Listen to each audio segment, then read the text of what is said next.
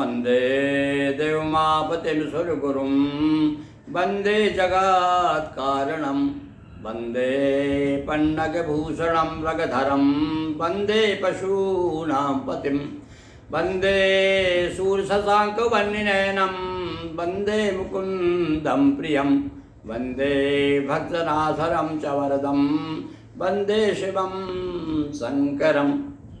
हम उस शंकर की, उस महादेव की वंदना करते हैं। वो कौन है? वो वंदे देवमापतिं सुरगुरुं, जो सारे देवताओं का गुरु है। भैया शिव पुराण में और स्पष्ट रूप से कथन आया है, कहा गया है कि ब्रह्मा जी ने और विष्णु भगवान ने स्वयं गुरु मंत्र लिया है भगवान शिव से, इसलिए कहा है उमापतिं सुरगुरुं वंदे उमापतिं सुरगुरुं वंदे जगत कारणम। और भगवान शिव भी जगत के कारण हैं। भगवान शिव के आदेश से ही तो ब्रह्मा और विष्णु दोनों अपने अपने काम में लगे रहते हैं। ब्रह्मा संसार का सृजन करते हैं तो वहीं पालन का दायित्व भगवान विष्णु निभा रहे हैं। जगत कारणम उमा वंदे उमापतिं वंदे जगत वंदे उमापतिं सुरगुरुं वंदे जगत कारणम। ऐसे जगत के कारण भगवान शिव को प्रणाम करते हुए आज हम फिर आपको भगवान शिव के परम भक्त अगस्त्य की एक कथा सुनाते हैं। इनके तपस्या के फल स्वरूप एक नदी का, पवित्र नदी का, पावन सरिता का प्रादुर्भाव होता है।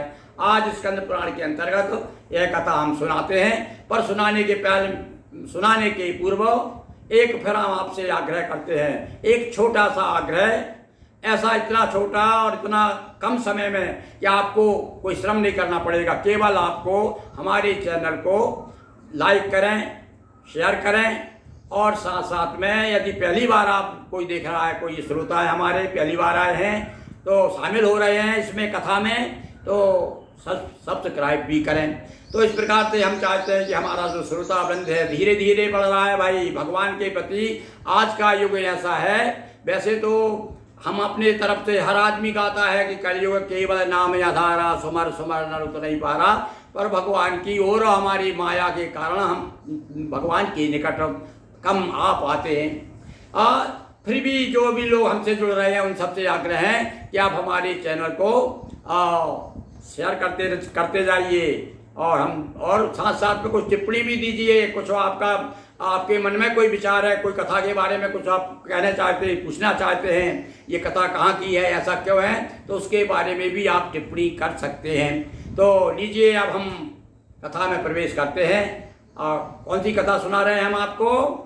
अरे बड़े शिव भक्त हैं अगस्त्य ऋषि, जिनके बारे में कहाँ कुंभज का सिंधु अपारा। कहाँ तो कुंभज ऋषि है, कुंभज यानी घड़े में से पैदा होने वाला छोटा ऋषि।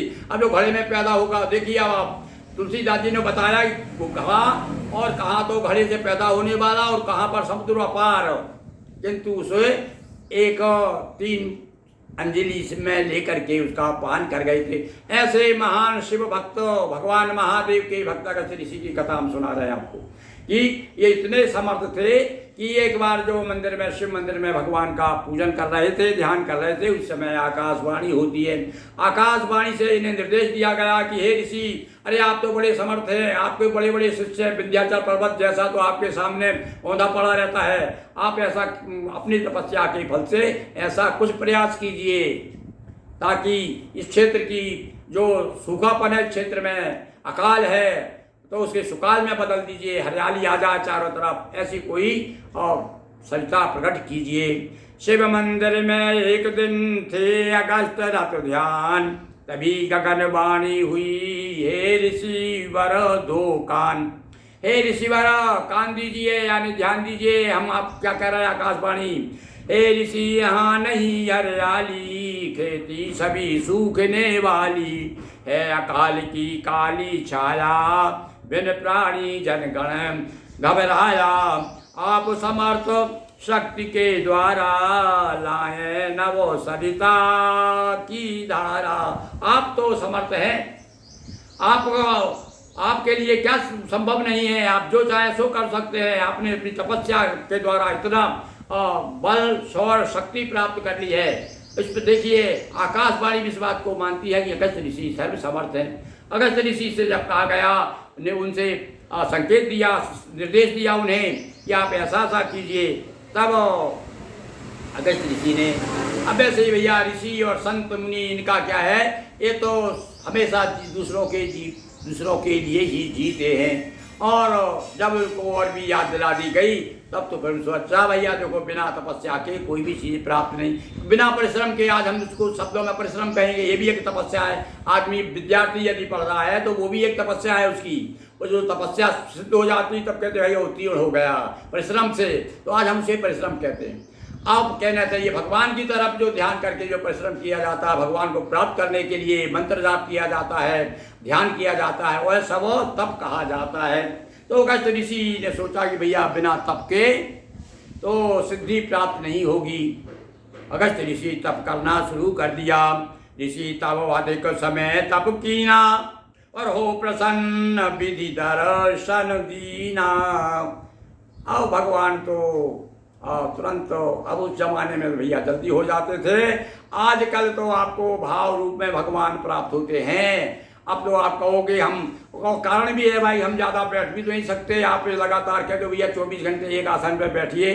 तो जो लोग बैठते हैं, जो ध्यावत सो पावत, हमारे कहावत भैया, जो भी ध्यान करेगा, जो कि उधर जाएगा भगवान की तरफ, भगवान कृपा करेंगे।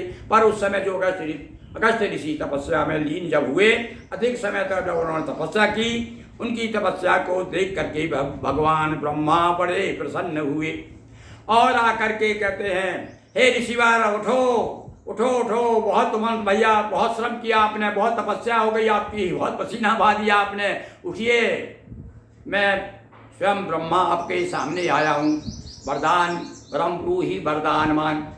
तब तो अगस्त ऋषि बड़े प्रसन्न हो गए, गदगद हो गए, खड़े होकर के दोनों हाथ जोड़ करके प्रणाम करके स्तुति करने लगे। ब्रह्मा जी की बहुत स्तुति की, बड़ी सुंदर सुंदर छंद है भाई स्कंद पुराण में ब्रह्मा जी की स्तुति के। अगस्त ऋषि जब स्तुति करते हैं, ब्रह्मा जी बड़े प्रसन्न हो गए, पूछते हैं, अरे भाई हे ऋषिवर, तुमने ये तपस्या किस हेतु की है, तुम क्या चाहते हो? मैं आज बहुत प्रसन्न हूँ, जो तुम चाहोगे वही मिलेगा। हाथ जोड़ करके खड़े हो गए, कहने लगे, महाराज मुझे निर्देश प्राप्त हुआ है और मैं भी चाहता था असल में, पर वो न जाने क्यों लेट लतीफ़ी हो रही थी, और चूंकि आकाशवाणी से मुझे जब निर्देश मिल गया तो मैं अब बैठा आपके सामने, इसलिए आपको आह्वान किया है तपस्या के द्वारा कि प्रभु हमारे कष्ट दूर कीजिए। इस क्षेत्र में जो है बहुत दिनों से अकाल पड़ा हुआ है, या जल का बड़ा अभाव है, आप कृपा कीजिए और ऐसी कुछ व्यवस्था कर दीजिए कि हमारा क्षेत्र जो है हरा भरा रहे, यहाँ पर सस्ते श्यामला भूमि हो जाए। अब तो ब्रह्मा जी बड़े प्रसन्न हो गए, तुरंत उन्होंने आह्वान किया आकाश गंगा का, और आकाश गंगा आकर के प्रणाम करती है, हे महाराज आपने मुझे कैसे याद किया? ब्रह्मा जी कहते हैं, हे आकाश गंगा, तुम अपने अंश से कुछ जल की बूंदें अगस्त ऋषि को दीजिए वहाँ यहाँ पर, ताकि एक सरिता प्रकट हो सके। तो वहाँ से कुछ जलधारा प्रकट कर दी आकाश गंगा ने, उस स्वर्ण की तरह चमक रही थी, इसलिए उसका नाम स्वर्णमुखी नदी रख दिया गया। और उसने हाथ जोड़ करके कहा अगस्त ऋषि से कि हे मुनिराज, मुझे आज्ञा दीजिए, मैं कहाँ स्थिर हूँ, मैं कहाँ बहूँ? अरे उन्होंने कहा, भाई कहीं नहीं जाने जरूरत है, चलो मेरे साथ साथ, मुझे मालूम है कहाँ जाना है। तो वहाँ से दक्षिण सागर तक, भाई ये जो क्षेत्र है कर्नाटक का क्षेत्र है, ये यहाँ वेंकटाचल पर्वत है, वृषभाचल है, और ऐसे पर्वतों इसके बीच में ये नदी बहती है। और उसके बाद में आगे हम आपको उत्तराखंड यानी कि उड़ीसा प्रांत की कथा बताएंगे। अलग अलग प्रांतों के अलग अलग पर्वतों की कथा स्कंद पुराण में वर्णन किया गया है। ऋषि अगस्त की इच्छा जानी, धरती पर लाने हित पानी, कहा गंग से भू पर आकर, बहो स्वर्ण मुखरी सरि बन कर, रति निर्मल महिमा यदि काई, इस प्रकार सरि भू पर आई। जब अगस्त ऋषि की ऐसी प्रार्थना की, भगवान ने आकाश गंगा को आदेश दिया, तब वहाँ स्वर्णमुखरी नाम की नदी प्रकट हो गई, और वह अगस्त के पीछे पीछे चली, पीछे भाई कहाँ तक गई? बोले दक्षिण सागर तक गई। ऋषि अगस्त के पीछे आकर पूर्ण हुई सरी दक्षिण सागर, पुण्य प्रदा पावनता का घर, पुण्य प्रदा कैसी है ये? बोले भैया स्वर्णमुखी नदी कैसी है? बोले पुण्य देने वाली है, जो इसमें स्नान करेगा वो पुण्यवान हो जाएगा, पावनता पवित्र करने वाली है। अरे हमारे यहाँ तो कितनी नदियाँ हैं पवित्र, गंगा, यमुना, गोदावरी, नर्मदा, कावेरी, सिंधु आदि आदि नदियाँ सब बड़ी पवित्र नदियाँ हैं। और हमारी रेवा मैया नर्मदा का बारे में तो कहा है कि मातु नर्मदा जी के दर्शन पाते ही हो जाते पावन। आप तट पर पहुँच जाइए, जो वहाँ से जल में से जो लहरी आएगी, हाँ जो पवन आएगा, पवन जल लेकर ही जो बूंदें आती है जल में, पवन में जल की बूंदें रहती है, तो जो स्पर्श होती है। इसलिए कभी ने यहाँ तक कह दिया कि भैया दर्शन ही कर लो आप, केवल तट पर जाकर जब तक दर्शन करोगे तो निश्चित रूप से जल की बूंदें आएगी पवन के रूप में, तो आप जो है पवित्र हो जाओगे। और ऋषि अगस्त के पीछ पुण्य प्रदा पावनता का घर तर जाते नर अवगाहन कर।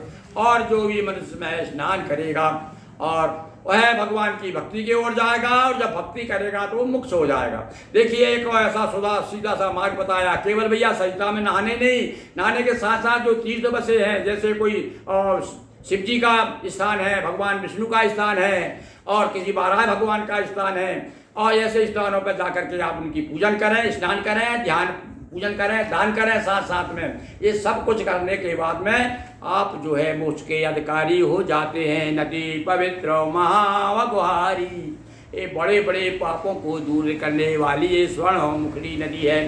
पुण्य प्राप्त करते नर नारी, यहाँ अगस्तेश्वर के दर्शन। हाँ जैसा कि मैंने अभी कहा, हर सरिता के किनारे आज भी आप चले जाइए। अभी भले चाहे घोर कलयुग आ गया, पर आज भी आस्था बरकरार है। आप किसी भी पवित्र नदी के तट पर जाइए, आपको कोई ना मंदिर मिलेंगे, अनेक मंदिर मिलेंगे। और यदि आपको परिचय लेना है तो हमारे होशंगाबाद, जिसे आज का नर्मदापुर जिला हो गया है, नर्मदापुर नगर है जो हमारा है, यहाँ आकर के देख सकते हैं कि घाट घाट की महिमा भारी। हर एक घाट पर कितने मंदिर बने हुए हैं। तो ऐसे ही पावन नदियों का हम आज अपनी वाणी को पवित्र करने के लिए उनका वर्णन कर रहे हैं। यहाँ पर अगस्त ऋषि ने भगवान शिव जी की स्थापना की थी, शिवलिंग का अर्चन किया था और रुद्राभिषेक किया था, इसलिए स्थान बड़ा पावन हो गया है। तो इसलिए भैया उस नदी में आप जाइए, स्नान करिए, अगस्तेश्वर का पूजन कीजिए। और देव ऋषि अरु पितर प्रसिद्धा तीनों तीर्थ करें सब सिद्धा। 3 तीर्थ है इस नदी के किनारे प्रमुख हो, वैसे तो बहुत से, पर कौन कौन से बता रहा है। देव तीर्थ भी है और पितृ तीर्थ भी है, ऋषि तीर्थ भी है। मतलब हमारे कहा गया है कि मनुष्य 3 ऋणों को लेकर के पैदा होता है। कौन कौन से ऋण है? बोले देव ऋण, पितर ऋण और ऋषि ऋण। तो ऋषि ऋण कैसे पूरा होता है? स्वाध्याय करने से, वेदों का पुराणों का वाचन करते रहो, स्वाध्याय करते रहो, दूसरों को सुनाते रहो, प्रवचन करते रहो। ये सब क्या है? ऋषि ऋण को मुक्त करने का उपाय है। और देव आराधन करना, देव ऋण।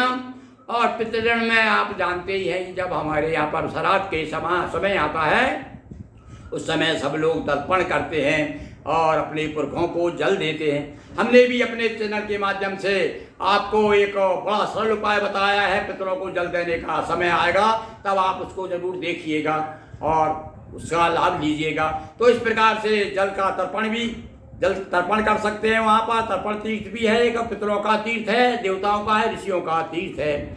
ऐसी प्रमुखो पवित्र सरी जो करते स्नान, पूजा अगस्तेश्वर लहै शिव की कृपा महान। बोलिए अगस्तेश्वर भगवान की जय, उमापति महादेव की जय। हर हर महादेव शंभो।